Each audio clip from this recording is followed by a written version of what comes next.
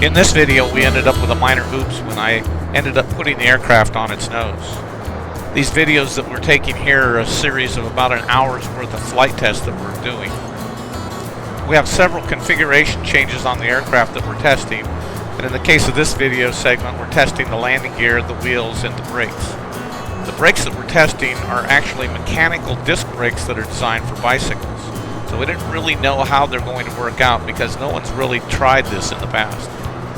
We're not interested in committing to this design until after we've completed the test to decide whether the effectiveness of the bicycle brakes were going to be adequate.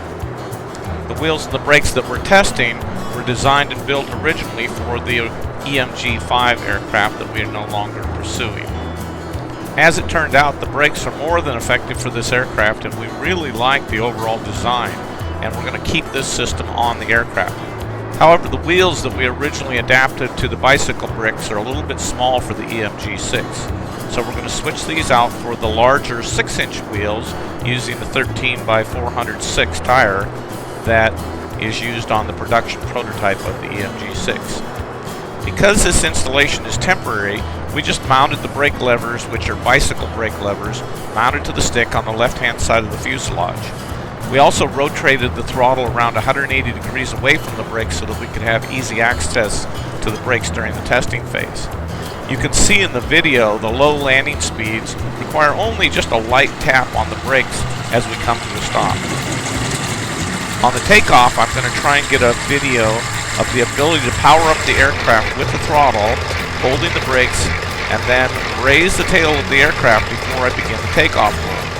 Normally this would be normal operation for an aircraft, however, we've modified the aircraft sweeping the wings back 3 degrees into their original configuration, essentially moving the landing gear forward in relationship to the center of gravity.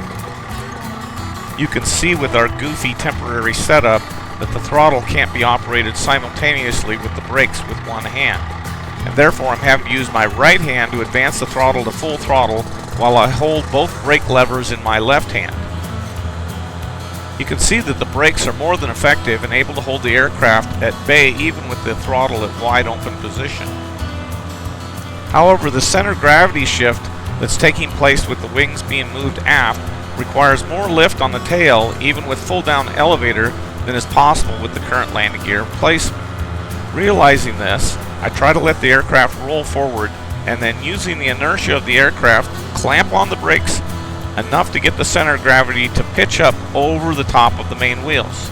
This worked, and I'm able to get the aircraft up into level position, but only momentarily until over-application of brakes pushes the center of gravity too far forward to recover, and bam, down on the nose skid.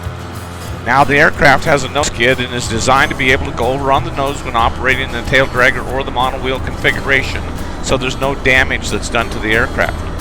Initially, I wasn't sure if the thrust of the engine was keeping the aircraft on its nose or the center of gravity position.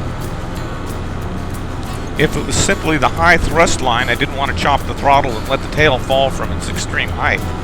But as I reduced the throttle slowly, it was pretty evident that the center of gravity had moved considerably ahead of the main wheels.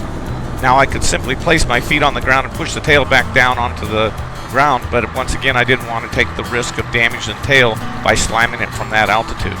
As a result, Jason had to come out and rescue me. Now even though the aircraft went over onto its nose, this is an indication that the landing gear position is simply too far forward, and we're going to need to modify the aircraft to compensate for the wings being moved into their aft position. This will in fact make it easier for the aircraft to go over onto its nose. However, the balance of the aircraft should be more neutral, requiring less braking and elevator pressure to balance the aircraft on the main wheels. In addition to moving the axle in the wheel position, and now that we've vetted the brake capability, we will install the brakes in a more conventional manner using brake pedals mounted to the rudder pedals. This will be much better than trying to operate them independently in conjunction with the throttle assembly that I can't reach. What was I thinking?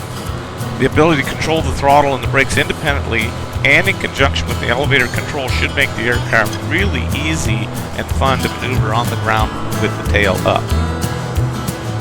We hope you've enjoyed this video.